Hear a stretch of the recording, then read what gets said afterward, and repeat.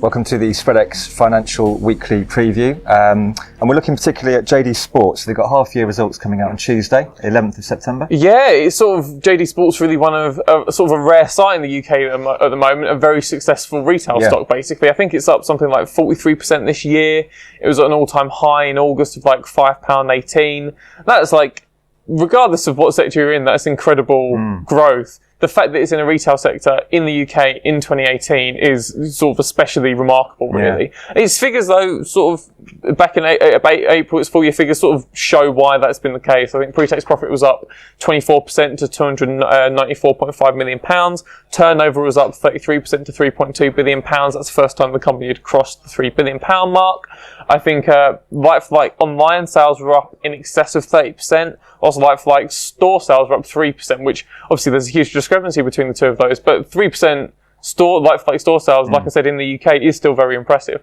The company then released an update in June that was sort of more focused on its international expansion. I think it's seen a net increase of 36 new stores around the world during the first quarter. I think 18 of those were in Europe, 16 of those were in the Asia Pacific region, I think with sort of debut locations in Singapore and South Korea.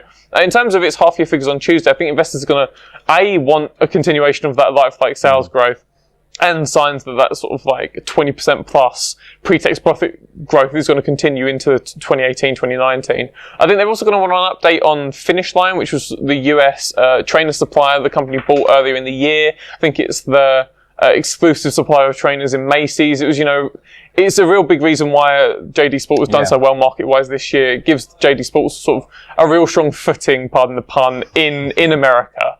And I think investors are going to want news on how the integration of that company is going when it releases its half-year figures on Tuesday. In terms of what our clients are doing, despite it being, near all-time highs, having been up 43% this year, which means, if it does disappoint on Tuesday, there's room for it to see a fairly significant fall. Our clients are still buying very heavily around the £5 mark. I think they're just sort of content with how JD Sports is doing at the moment. And even if, say, it does see a dip on Tuesday in the immediate aftermath of its results, I think our clients are confident in the company just going ahead sort of beyond Tuesday's half-year results. Yeah. Okay, sounds good. Thanks, Connor.